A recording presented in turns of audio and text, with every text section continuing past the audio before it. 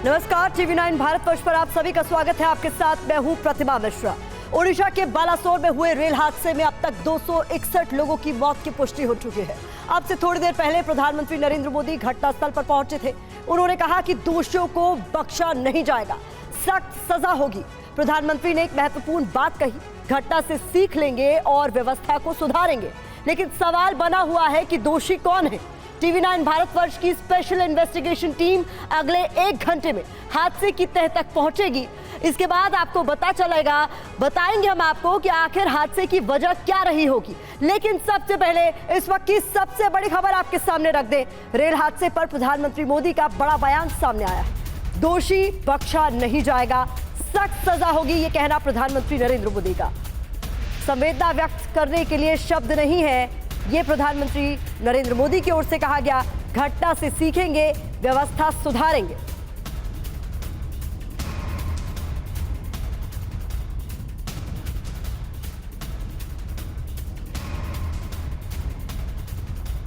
कल शाम को एक भयंकर हादसा हुआ। असह्य वेदना में अनुभव कर रहा हूं। ये बहुत बड़ा दर्दनाक और वेदना से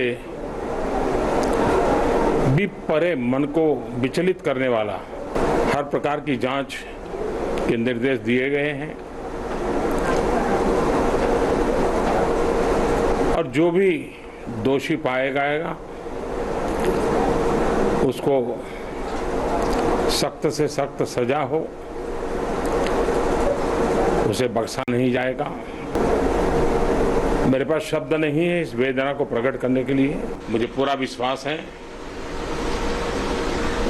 कि हम इन घटनाओं से भी बहुत कुछ सीखेंगे और अपनी व्यवस्थाओं को भी और जितना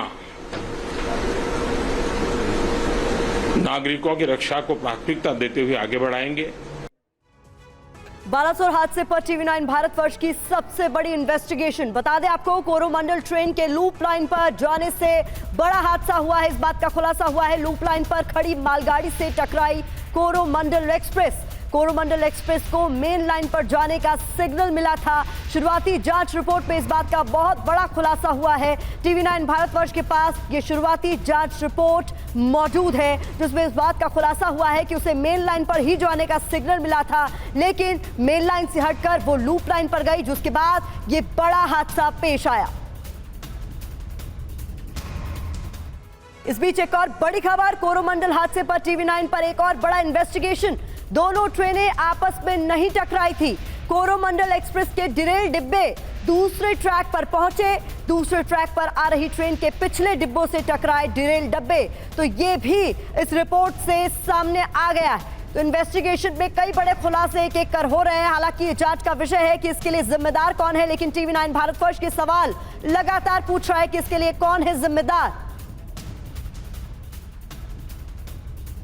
तो ये दर्दनाक हादसा आखिरकार कैसे हुआ, ये समझाने के लिए हमने अपने स्टूडियो में एक डेमो तैयार किया है। हादसे की बारीकियों को समझाने के लिए एक एक्सपर्ट पैनल भी हमारे साथ मौजूद है। आइए सीधे चलते हैं डेमो सेंटर में। तो हमारे डेमो सेंटर में सुमेरा मौजूद है एक्सपर्ट पैनल के साथ। सुमेरा, आपके साथ जो एक्सपर्ट्स मौजूद हैं, जरा उनका भी रुख कीजिए और बताइए आज किस तरीके से अपने स्टूडियो की मदद से हम समझाने वाले हैं कि आखिरकार ये हादसा कैसे हुआ। जी हाँ, हमारे साथ खास मेहमान मौजूद हैं। हमारे साथ रविंद्र गुप्ता जी मौजूद हैं, जो DG सेफ्टी हैं इंडियन रेलवेज। हमारे साथ राजेश अग्रवाल जी मौजूद है, head of rolling stock as railway board member in Indian railway. लेकिन हमारा जो ये डेमो सेंटर है प्रतिमा, ये बहुत अहमियत रखता है क्योंकि हमने एग्जैक्टली कोशिश की है कि हम रेप्लिकेट करें जहां पर ये हादसा हुआ, ठीक उसे बताने की कोशिश करें कि दरअसल ये हादसा किस तरह से हुआ। जो शुरुआती रिपोर्ट हमारे पास आई है, जो शुरुआती रिपोर्ट सामने रखी गई है, जिसमें तमाम 1-2 नहीं 8 से 9 रेलवे के बड़े अधिकारी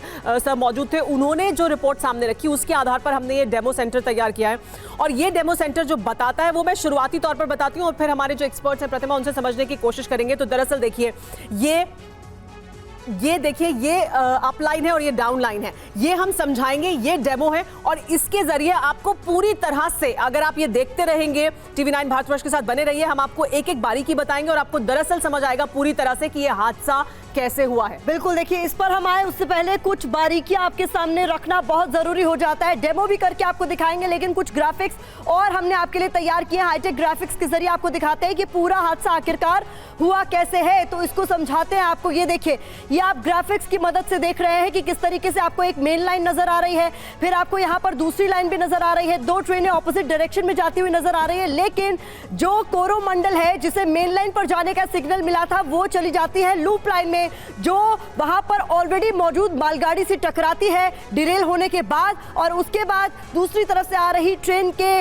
जो पिछले डिब्बे हैं, वो पहले से जिस तरीके से डिरेल हो चुके थे कोरोमंडल के डिब्बे, उससे टकरा जाते हैं और ये बड़ा हादसा पेश होता है, जिसमें अब तक 261 लोगों की मौत की पुष्टि हो चुकी है और करीब सुबह 1000 लोग घायल बताए जा रहे हैं। जी हाँ, इतना बड़ा हादसा।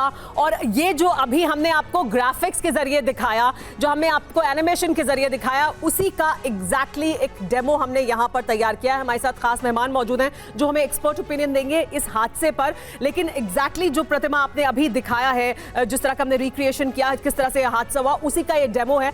हम अपने दर्शकों को भी समझाएंगे दरअसल इस डेमो के जरिए कि ये हादसा किस तरह से हुआ, जो शुरुआती जांच हमारे पास रिपोर्ट आई है उसके मुताबिक सर, और फिर उस पर आपका एक्सपर्ट ओपिनियन लेंगे कि दरअसल ये कैसे हुआ है। तो देखिए, ये अप लाइन है और ये डाउन लाइन है। ठीक इसी तरह से एक लाइन अप लाइन थी, ये मेन लाइन थी, ये डाउन लाइन थी। इस पर कोरोमंडल एक्सप्रेस आगे बढ़ रही थी और देखिए ये सिग्नल है।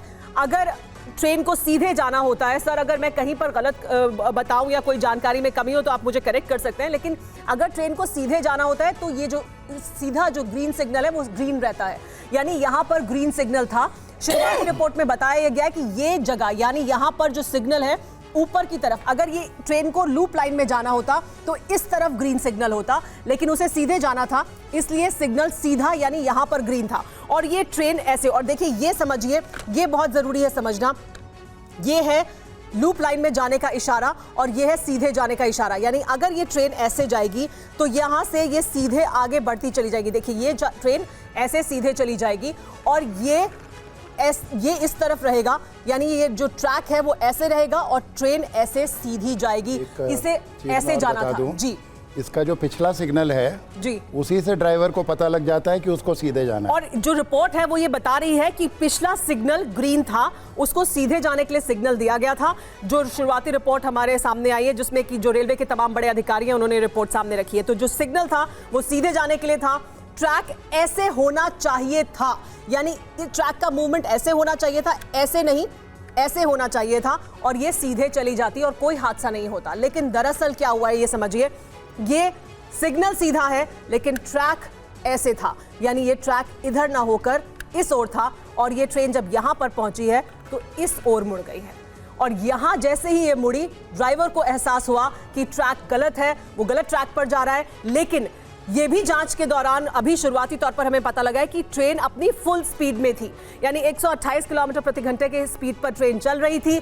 यहां पर पहले से मालगाड़ी मौजूद थी लूप लाइन में जो थी, और यहां पर हादसा हुआ, ये ट्रेन जाकर इसके ऊपर चढ़ गई, यहां पर ये बड़ा हादसा हुआ। दरअसल इस तरह से हुआ हादसा। लेकिन सर हम जो आपसे समझना चाहते हैं वो ये कि सिग्नल अगर सीधे जाने का था तो ट्रैक ऐसे क्यों था, और आप इसमें ये भी ऐड कीजिएगा, क्योंकि आपकी तरफ से कहा गया कि ये भी बताता है कि इसकी स्पीड इस तरीके से थी कि ड्राइवर को भी इस बात का अंदेशा था कि उसे सीधे ही जाना था, क्योंकि अगर उसे मुड़ने का आइडिया होता तो स्पीड इतनी तेज होती ही नहीं।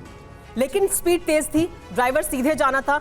जैसे ही यहां पर मुड़ा, ड्राइवर को यह एहसास हुआ कि उसके पास सिग्नल सीधे जाने का है लेकिन ट्रैक ऐसे है, गाड़ी ऐसे मुड़ती है। सर ये कौन सी कंडीशंस होती हैं जब इस तरह की घटना हो सकती है? अगर मैं एक एक कर सर आपसे जानूं कि क्या बड़ी वजह, मुख्य वजह हो सकती है कि ऐसा क्यों हुआ? टेक्निकल फॉल्ट है, ह्यूमन एरर है, दरअसल क्या हुआ है यहाँ? देखिए, दरअसल फाइनली क्या हुआ, ये इसके लिए तो काफ़ी डिटेल्ड इन्वेस्टिगेशन लगती है और एक्सपर्ट्स जो हैं वो फील्ड में देख रहे हैं जी।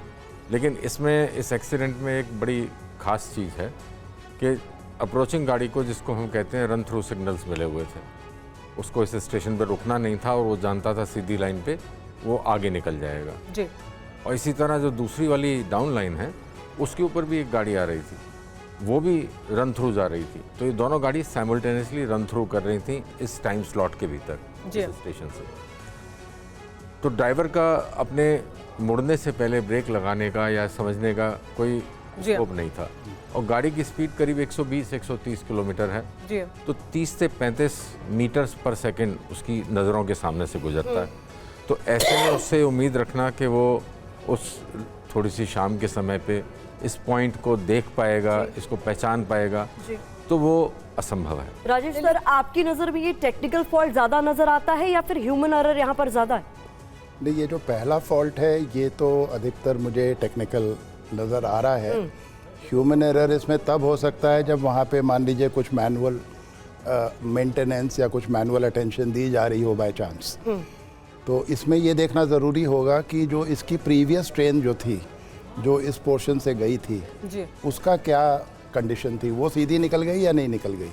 तो ये पॉइंट जिसने मैल फंक्शन किया है फॉर एनी रीज़न, ये इसी कंडीशन में इस केस में मैल फंक्शन किया है या पहले से, क्योंकि पहले तो गाड़ी गई होगी, वहाँ तो बिजी रूट है, मेन लाइन रूट है, तो पहले भी गाड़ी गई होंगी, तो पहले गाड़ी कैसे ठीक निकल गई, तो वो देखना पड़ेगा। एक बड़ा सवाल जो एक लेमैन के तौर पर हर किसी के मन में आ रहा है, और आप एक्सपर्ट्स हैं इसलिए आप बता सकते हैं कि ये अभी जो आज के ज़माने में, तब जबकि टेक्नोलॉजी बहुत एडवांस हो चुकी है, पहले शायद ये मैनुअली किया जाता था, लाइनमैन होता था, अब नहीं होता है ये, तो ये सिग्नल के साथ ही क्या जुड़ा होता है? यानी अगर सिग्नल सीधा रहेगा तो ये लूप लाइन ऐसे नहीं होगी, ये कनेक्टेड होता है। और ये अगर कनेक्टेड नहीं काम कर रहा है तो कहाँ पर गड़बड़ है? तो मैं आपको समझा देता हूँ। हमारा जो स्टेशन मास्टर होता है उसके पास एक टेबल पे इसी तरह का एक पैनल होता है जी।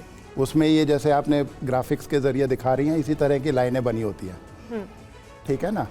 अब स्टेशन मास्टर को डिसाइड करना है कि मैं कोरोमंडल को मेन लाइन पे लूँगा, तो वो मेन लाइन को छुएगा और जहाँ से कोरोमंडल आ रही है उसको छुएगा, तो ये सीधी चली जाएगी ऐसे। और जब वो उसको छुएगा तो सिस्टम ऑटोमेटिकली चेक करेगा कि कोई कॉन्फ्लिक्ट तो नहीं है।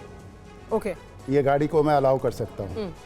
यदि कोई कॉन्फ्लिक्ट नहीं हुआ, कॉन्फ्लिक्ट मतलब कोई सिग्नल वहाँ को सेट नहीं हुआ, कोई पॉइंट वहाँ को सेट नहीं हुआ, यदि कॉन्फ्लिक्ट नहीं है तो वो अलाउ करेगा और ऐसे इस रूट को सेट कर देगा। उसमें सारे सिग्नल्स इस तरह से दे देगा, सारे पॉइंट्स को इस तरह से सेट कर देगा और उनको लॉक कर देगा। ओके। और ये सारी प्रक्रिया डेटा लॉगर में लॉग हो जाएगी, जिसका ऑनलाइन हम लोग वीडियो प्लेबैक आज भी देख सकते हैं। ओके, तो एवरीथिंग इज टेक्निकली कनेक्टेड। अगर ये ग्रीन सिग्नल है तो सिस्टम में लॉक हो जाएगा इसके गुजरने से पहले कि यहाँ सब ग्रीन होगा, ये भी ऐसे ही होगा, यानी ताकि ये सीधी जा सके। अगर ऐसा नहीं हुआ है तो टेक्निकल स्तर पर तो जरूर कहीं ना कहीं कोई गड़बड़ हुई है और वो देखा जा सकता है सिस्टम में वापस। और देखिए, ट्रेन हादसे को लेकर हमारा इन्वेस्टिगेशन जारी है, क्योंकि एक्सपर्ट्स हमारे साथ मौजूद है, वो हमें बेहतर बता पाएंगे कि आखिरकार ये हुआ कैसे और इसके पीछे वजह क्या रही होगी। लेकिन इस बीच एक बड़ी खबर भी सामने आ रही है सुमेरा, दर्शकों को बताना बहुत जरूरी हो जाता है। दुखद खबर है हालांकि। ट्रेन हादसे पर इस वक्त का सबसे बड़ा अपडेट हमें मिल रहा है कि मरने वालों की तादाद, उनकी संख्या बढ़ गई है, बढ़कर 288 हो गई है। 800 से ज्यादा घायल यात्री अलग अलग अस्पतालों में भर्ती हैं, जिनका इलाज इस वक्त चल रहा है। रेल हादसे में मौत का आंकड़ा इस बात की आशंका गहरा रही है कि और भी ज्यादा बढ़ सकता है, लेकिन मौत का आंकड़ा अभी 288 पर पहुंच गया। इससे पहले 261 का ये आंकड़ा था, लेकिन मौत का आंकड़ा अब और ज्यादा बढ़ गया है। ये इस वक्त का बड़ा अपडेट है बालासोर ट्रेन हादसे को लेकर जो आपके सामने हम रख रहे हैं। हमारे साथ TV9 भारतवर्ष संवाददाता कुमार कुंदन और रविशंकर दत्ता जुड़े हुए हैं, जो लगातार इस खबर पर नजर बनाए हुए हैं। सबसे पहले रविशंकर दत्ता का रुख करते हैं, जो ग्राउंड जीरो पर ही मौजूद हैं। रविशंकर, अभी क्योंकि जो आंकड़ा है, अभी जो ताज़ा जानकारी आई है उसके मुताबिक 288 तक पहुंच चुका है मरने वालों का आंकड़ा। प्रधानमंत्री वहां खुद पहुंचे थे। अभी क्या राहत और बचाव कार्य के बारे में लेटेस्ट अपडेट है आपके पास? कार्य जो है वो अभी भी चल रहा है। आपको दिखाना चाहते हैं, ये बोगी को उठाने में सबसे ज्यादा प्रॉब्लम हो रहा है, क्योंकि जैसे ये बोगी को उठा जाएगा, पीछे एक बोगी है जिसके अंदर कुछ बॉडी रहने की यहाँ पे संभावना है। तो ये बोगी को उठाने के लिए यहाँ पे कसरत करना पड़ रहा है। हम लोग देख रहे थे दोपहर से ये जो यहाँ पे कसरत करना पड़ रहा है। हम लोग देख रहे थे दोपहर से ये जो क्रेन है यहाँ पे काम कर रहे हैं, लेकिन जैसे ये बोगी को उठाने जा रहे हैं तो अंदर जो बॉडी फंसे हुए हैं वो कहीं पे उन पे ऊपर कुछ इफेक्ट आ सकता है, इसीलिए इसको धीरे धीरे निकाला जा रहा है। तो ये जो बोगी है ये बहुत महत्वपूर्ण हो जाता है। ये हटने के बाद अंदर क्या स्थिति बने हुए हैं वो यहाँ पे पता चलेगा। बाकी का मैं इंतज़ाम दिखा देता हूँ। देखिए, यहाँ पे इमरजेंसी जो लाइट्स है रेल के तरफ से वो यहाँ पे लगाया गया है, ताकि दिन जैसा लाइट यहाँ पे बने रहे और ये बड़े क्रेन यहाँ पे इस्तेमाल किया जाए, जिसका जिक्र मैं बार बार कर रहा था। एक लोकोमोटिव का जो इंजन है वो अगर मालगाड़ी के ऊपर चढ़ जाए जी, कुछ नेटवर्क कनेक्टिविटी का इशू है। रविशंकर, आपका मैं दोबारा रुक करूंगी। इस बीच कुमार कुंदन भी हमारे साथ जुड़े हुए हैं, इसी हादसे पर लगातार अपडेट्स पहुंचाते रहिएगा आगे भी। आप कुमार कुंदन, चूंकि इस वक्त आप खुद एक ट्रेन के भीतर मौजूद है और इस बड़े रेल हादसे का इन्वेस्टिगेशन भी TV9 भारतवर्ष लगातार कर रहा है और जानने समझने की कोशिश कर रहा है कि आखिरकार ये बड़ा हादसा हुआ कैसे। अपडेट आप भी दें जरा। देखिए प्रतिमा, जो शुरुआती जानकारी और तमाम तरह के इन्वेस्टिगेशंस है उसमें कहीं न कहीं सिग्नल फेल्योर और एक तरह से कह सकते हैं कि लूप लाइन से, मतलब मेन लाइन से लूप लाइन में ट्रेन कैसे आई, ये एक बड़ा सवाल निकलकर सामने आ रहा है और इसको लेकर तरह तरह के कयास और तरह तरह की चीज़ें बताई जा रही है। एक चीज़ जो बहुत तय है कि जो मेन लाइन से जिस ट्रेन को गुजरना था और जिसमें कहीं कोई रुकने की गुंजाइश नहीं थी, अचानक ऐसा क्या होता है कि वो मेन लाइन से निकल कर लूप लाइन में आते हैं और लूप लाइन से आकर वो मालगाड़ी को टक्कर मारते हैं और टक्कर इतनी ज़बरदस्त थी कि उसकी इंजन जो है मालगाड़ी के ऊपर चढ़ जाती है। ये कई तरह के ऐसे सवाल हैं जिसका जवाब रेलवे को देना है। फिलहाल रेलवे अभी जो है प्राइमरली इन्वेस्टिगेशन में अपनी बात रख रही है, लेकिन जो हकीकत है वो बार बार निकल कर सामने आ रही है कि आखिर एक ट्रैक को छोड़कर दूसरी ट्रैक पे ट्रेन गई कैसे, पहली बात। दूसरी बात, अगर डिरेल्ड भी हुई ट्रेन तो क्या इतनी बड़ी संख्या में मतलब डिरेल्ड होने के बाद अमूमन देखा जाता है कि ट्रेन पलट जाती है, गिर जाती है, लेकिन दूसरे ट्रेन पे चढ़ कैसे गई? तो ये सब कई सारे ऐसे सवाल हैं जिसका जवाब जो है रेलवे को देना है आने वाले समय में और फिलहाल इन्वेस्टिगेशन इस पूरे मामले का चल रहा है। आप देख सकते हैं कि हादसा इतना बड़ा है, अगर टॉप एंगल शॉट देखें प्रतिमा तो आपको बॉगी A, B, C इस टाइप से जो है फॉर्मेट बना के बॉगियाँ खड़ी हैं।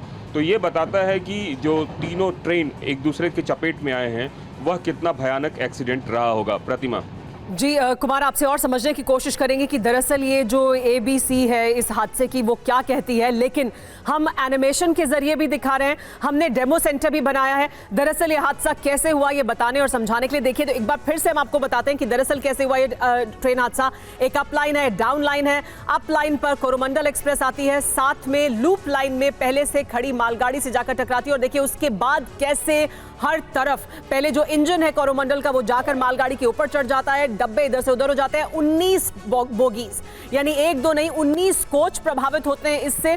साथ ही जो दूसरी ट्रेन जो हावड़ा एक्सप्रेस गुजर रही है उसके साथ भी टकराते हैं उसके पीछे के 2 डब्बे, यानी वो पूरी गुजर जाती है लेकिन पीछे के 2 डब्बे टकरा जाते हैं और इस तरह से पूरा हादसा होता है। हम यहाँ हमारे साथ जो मेहमान मौजूद हैं, प्रतिमा आइए उनसे एक बार फिर बात करते हैं।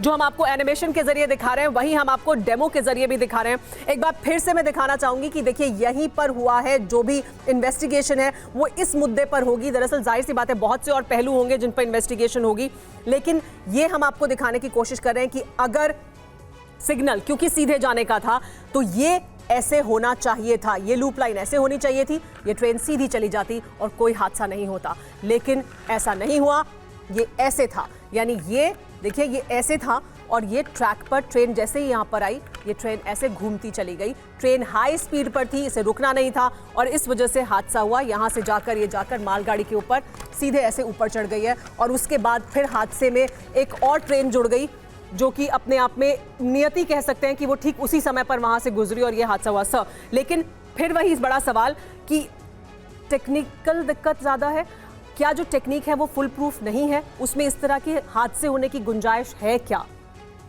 देखिए, ये जो टेक्निकली आपने पूछा कि ये फुल प्रूफ है या नहीं, ये जो सिग्नलिंग सिस्टम और पॉइंट मैकेनिज्म्स होते हैं ये वर्ल्ड में सभी जगह स्टैंडर्ड होते हैं और टेक्निकल फ्लॉ जहाँ तक डिज़ाइन की बात है, ये ऐसा सिस्टम्स हैं कि ये डिज़ाइन होते हैं कि जिसको कहते हैं फेल सेफ। ये जब सिस्टम फेल होते हैं तो इसके पीछे 1 या 2 लेयर सेफ्टी की होती है।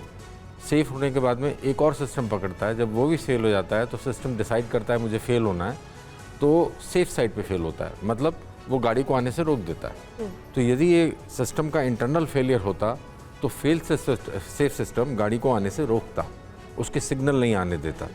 किसी भी गाड़ी को लाइन पे आने से पहले सबसे पहली ज़रूरत है कि उसका रूट बने, रूट बनने के बाद ही सिग्नल देंगे, नहीं तो सिग्नल पहले दे देंगे और रूट नहीं देंगे तो गाड़ी तो डिरेल होनी है। जी हाँ। तो ये जो फेल सेफ सिस्टम है ये इंश्योर करता है कि रूट जो है पहली एक्टिविटी होती है, रूट सेट किया उसके बाद सिग्नलिंग अपनी सीक्वेंस के अंदर सिग्नल्स जनरेट होते हैं जी।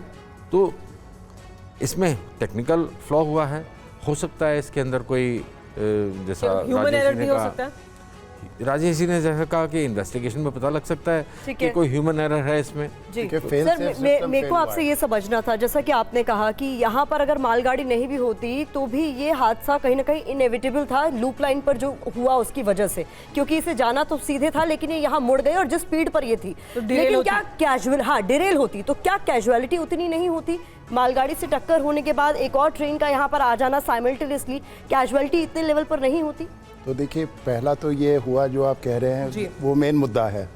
वो फेल सेफ टेक्नोलॉजी फेल हो गई या नहीं हुई, फेल हो गई तो क्यों फेल हो गई, फेल सेफ थी, उसमें कोई ह्यूमन एरर था या नहीं था, किस लेवल पे था, उसके काफ़ी कंट्रोल मैकेनिज्म्स हैं, वो कैसे काम कर रहे थे, वो एक मेन चीज़ है। दैट इज़ द कॉज जिससे शुरू हुआ। उसके बाद ये लूप पे चली गई। अभी अगर लूप पे गाड़ी नहीं भी होती तो हादसा तो होना ही था, गाड़ी मतलब डिरेल पलट जाती, होती, डिरेल होती। गाड़ी डिरेल होती, क्योंकि 50 से ज़्यादा की कंडीशन में ज़्यादातर गाड़ियाँ, मतलब 50 से ज़्यादा डिरेल होनी है, नॉर्मली 30 से ज़्यादा पास नहीं होनी चाहिए, और ये तो 120 पे थी। सर एक आप जो कह रहे हैं उसके साथ अगर मैं एक और सवाल जोड़ दूं कि क्या, क्योंकि 1 से 2 मिनट का अंतर है, क्या इस ट्रेन को रोका जा सकता अभी मैं उस पर आऊँगा, वो भी बहुत ज़रूरी है। अब ये गाड़ी उधर चली गई, है? जी, यहाँ अब ये गाड़ी अगर उधर चली भी गई तो जब ये गाड़ी वहाँ गई तो उसमें उसको एवर्ट किया जा सकता है या नहीं। अब वहाँ पे हमारे पास जो सिस्टम है रेलवे में, जब ये गाड़ी वहाँ पे एडमिट होती है तो अभी भी हमारे पास भारतीय रेल में गार्ड्स होते हैं, और गार्ड की ये ड्यूटी होती है देखना कि मेरे जो पीछे का जो पॉइंट है, जो आप दिखा रही है ना कि पॉइंट ऐसे था, जी। उसकी ड्यूटी है देखना कि वो पॉइंट ऐसा है या मेरी तरफ है, और वो उसको कंफर्म करना है कि वो है या नहीं है। यदि वो नहीं है और उसके कोई ख़तरा है, दूसरी गाड़ी उसके ऊपर आ सकती है, तो उसके पास वॉकी टॉकी है, वो ड्राइवर से, स्टेशन मास्टर से बात करके बता सकता है कि भाई यहाँ कुछ गड़बड़ है। स्टेशन मास्टर कंट्रोल को बता सकता है, and then they can prevent the accident. तो यहाँ पे ये भी देखना ज़रूरी होगा। सर, लेकिन क्या उतना समय था? क्योंकि 1 से 2 ये तो मिनट स्टेबल हो गई थी ना आके। जी, ये जब स्टेबल हो गई थी, ये गाड़ी तो उसके 20-25 मिनट बाद आई होगी। हाँ, ये पहले से थी वहाँ ये पे। तो वहीं थी जी। तो उसको तो, क्योंकि डे लाइट थी, करीब 6-6:30 तो बजे आपको का लगता है वक्त कि उसके गार्ड को ये देखना चाहिए था? था। ये उसकी ड्यूटी है, हाँ, ओके। ये उसकी ड्यूटी लिस्ट में है कि उसको देखना है। यानी मालगाड़ी के गार्ड को ये देखना चाहिए था कि ये सिग्नल ऐसे होने के बावजूद लूप ऐसे है। लूप ऐसे है, और ये हम लोगों की सेफ्टी में भी समझाया जाता है कि इसको बार बार काउंसिल करो, चेक गार्ड्स करते को मॉनिटर करो, ऐसी कंडीशंस बनाओ और देखो कि वो अलर्ट है या नहीं है। यानी यहाँ पर एरर सर कई स्टेज हो पर सकता हुआ है। सर, इसको हम मैं और कुछ कहना और चाहूंगा। ग्राफिक्स के जरिए और आप इधर भी समझाते हैं ऐड सर। कीजिएगा, मैं वहाँ चाहूंगी पर आप भी लोग बताएं। इधर आए सर, क्योंकि यहाँ पर वो तस्वीरें हैं जो बहुत महत्वपूर्ण है और सुबह से हम दिखा भी रहे हैं, क्योंकि ये हादसे की जगह से आ रही तस्वीरें हैं। आप, मैं चाहूंगी आप दोनों मेहमान उस तरफ हो, और सर जरा इन तस्वीरों को भी देखिए और समझाइए कि आप यहाँ पर देखकर क्या समझ पा रहे हैं, ये कितना बड़ा और भीषण हादसा है, और किस तरीके से आप जो अपनी पूरी बात समझा रहे हैं वो यहाँ पर आप देख पा रहे हैं। देखिए, इस हादसे का जो एक तो उसका कोर वजह थी कि उसकी लाइन गलत सेट होकर गाड़ी आ गई। उसके बाद जो एक्सटेंट दो डैमेज, ये सुनने में जो फिगर हैं इतनी बड़ी, इतने लोगों की जान इसमें चली गई, ये समझना है कि 130 किलोमीटर पे चलती हुई जो ट्रेन है, 23 डब्बे की, एक इंजन लेके, इसमें करीब 1000 मेगाजूल एनर्जी होती है।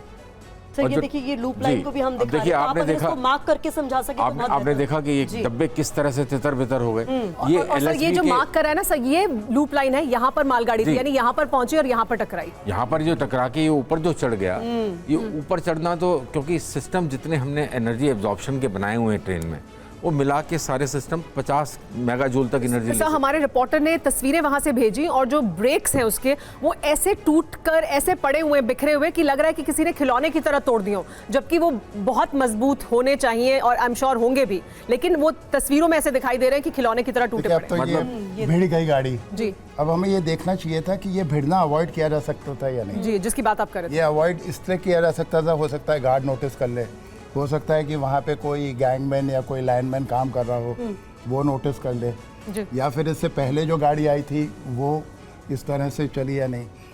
अनफॉर्चुनेटली ये सब कुछ हुआ नहीं हुआ, क्या हुआ, क्या टेक्निकल फेलियर है, वो जांच बताएगी, बट ये दूसरा हादसा हो गया।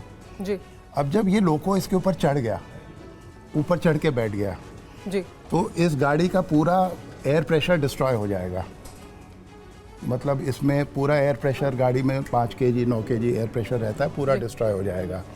जब वो डिस्ट्रॉय हो जाएगा तो सिस्टम हमारी रेलवे में ऐसा होता है कि इसमें फ्लैशर लाइट जो होती है एक वार्निंग लाइट येलो कलर की होती है, Okay. वो ऑटोमेटिकली ऑन हो जाती है।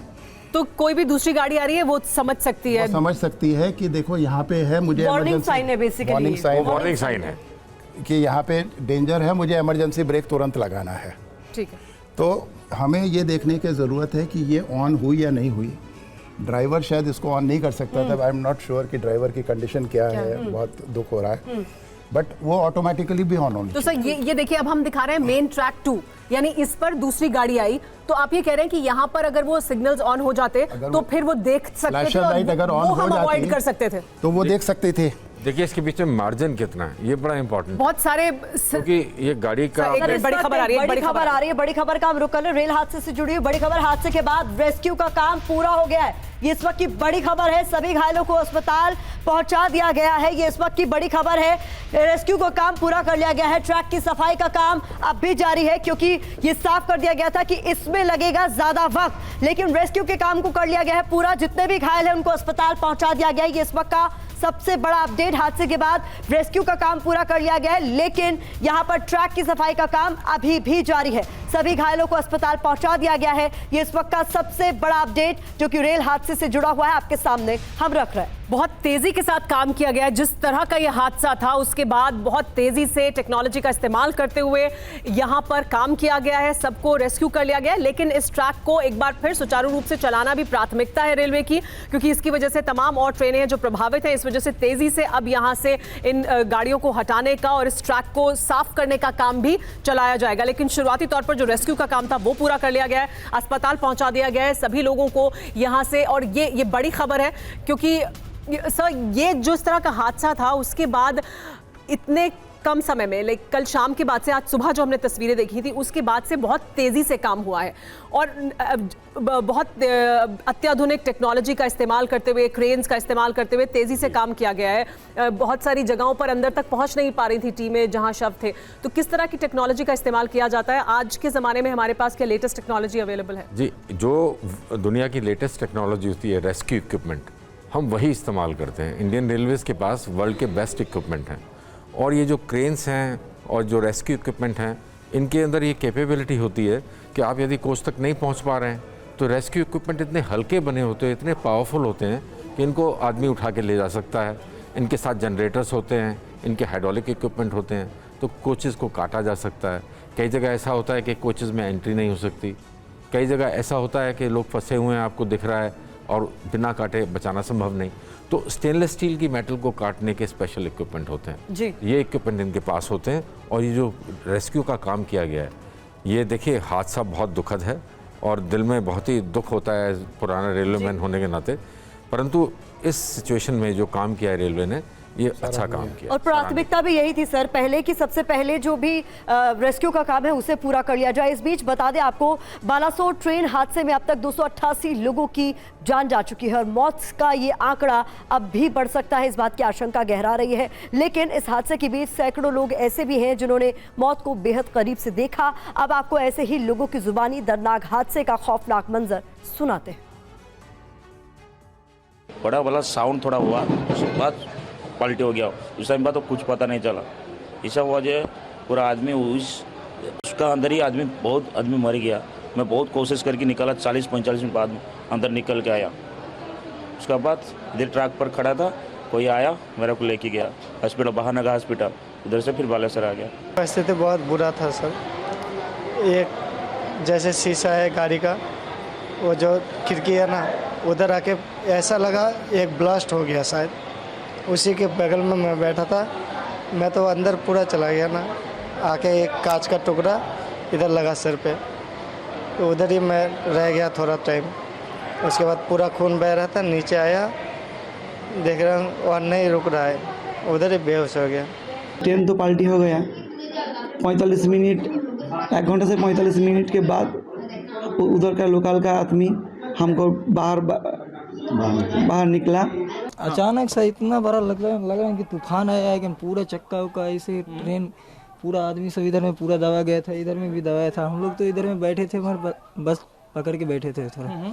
तो जान तो बच गई आपकी। हाँ हम लोग को लेकिन जान आप ही के बोगी के अभी भी हम देख सकते हैं कि छह लोग हैं जिनका मौत हो चुका है, लेकिन उनका बॉडी निकालना मुश्किल हो रहा है क्योंकि इतना बुरी तरह फंसा। हमारे बोगी में बहुत आदमी का जान गया है, बहुत आदमी का, 6 से भी ज्यादा आदमी का जो जान गया है पहले।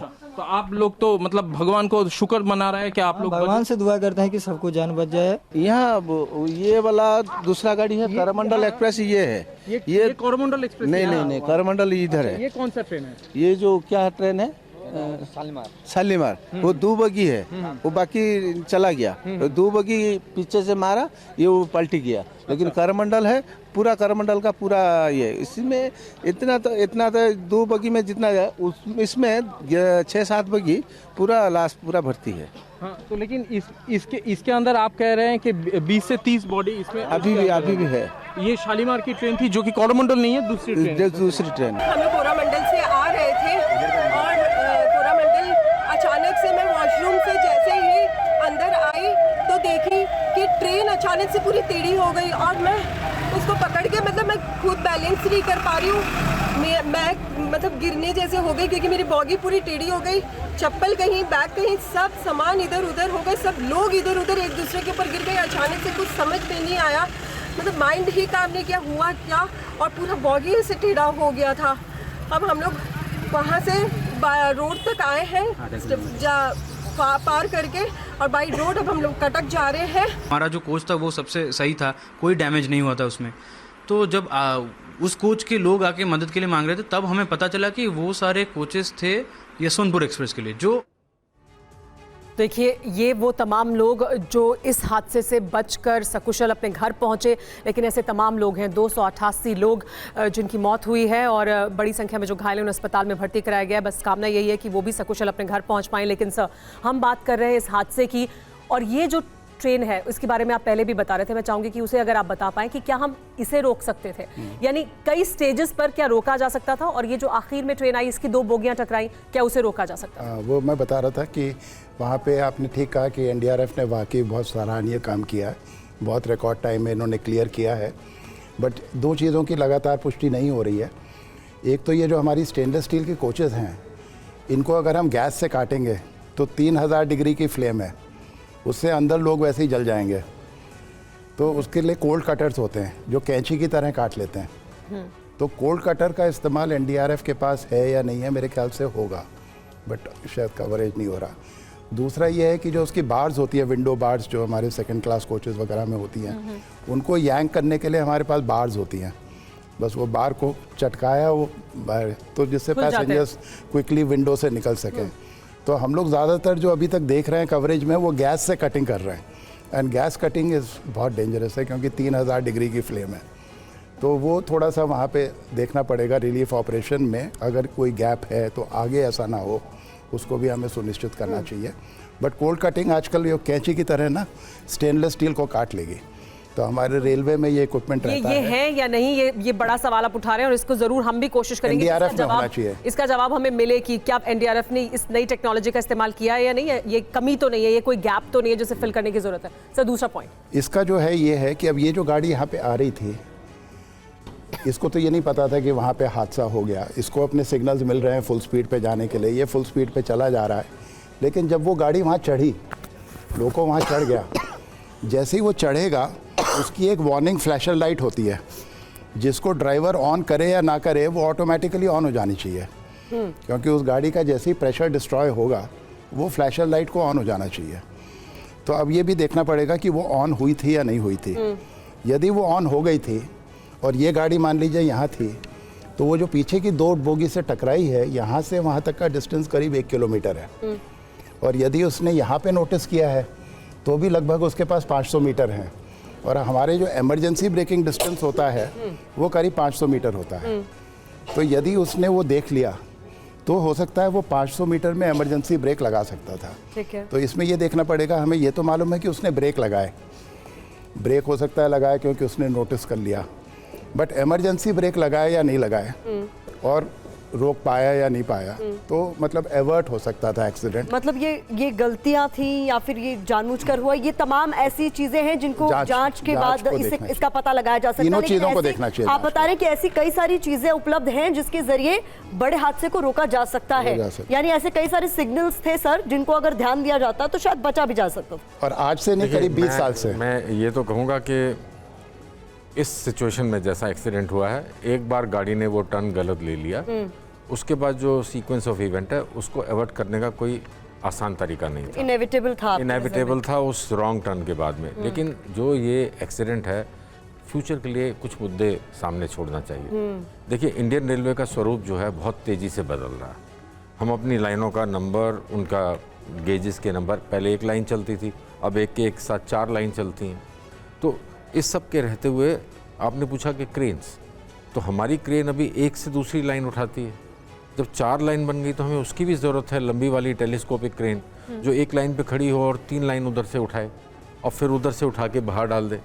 साथ ही जो एनडीआरएफ के पास और इंडियन रेलवेज़ के पास जो इक्विपमेंट है, उनकी हम लोग ऑडिट करते रहते हैं समय समय पर ये ऑडिट करी जानी ज़रूरी है। जॉइंट एक्सरसाइजेज भी होती हैं सर, क्योंकि आप सेफ्टी रेलवे से जुड़े हुए हैं, तो ये तमाम जो पहलू हैं वो सेफ्टी इंश्योर करने के लिए उसकी परिधि में आते हैं। यानी इन तमाम बिंदुओं को आप देखते हैं कि सारे सेफ्टी के ही मुद्दे हैं सर। लेकिन ये जो ट्रैक पे मुड़ी, जिसके बारे में हम कह रहे हैं कि ये मुड़ने के बाद इस स्पीड पर थी, तो कुछ ना कुछ तो होना था। कुछ और चीज़ें हैं जिन्हें अवॉइड कर सकते थे, लेकिन इसके पहले कितने स्टेप्स हैं आपके मुताबिक जो इंश्योर करते हैं कि ये ना हो? देखिए, इस हादसे के अंदर डिटेल इन्वेस्टिगेशन में पता चलेगा कि क्यों मुड़ा, लेकिन सिग्नल आने के लिए जो कंडीशंस होती हैं, जो फुलफ़िल की जाती हैं कि आगे का ब्लॉक सेक्शन और जो सिग्नल के आगे का स्पेस है वो क्लियर हो, वहाँ कोई गाड़ी ना हो, इस लाइन पे स्टेशन पे कोई ऑब्स्ट्रक्शन ना हो और पॉइंट बने हों। इसमें एक पॉइंट जो मिस हो जाता है, रूट बने वाला। ये रूट बने वाला पॉइंट इसमें कैसे मिस हुआ, ये काफ़ी डीप इन्वेस्टिगेशन की ज़रूरत है।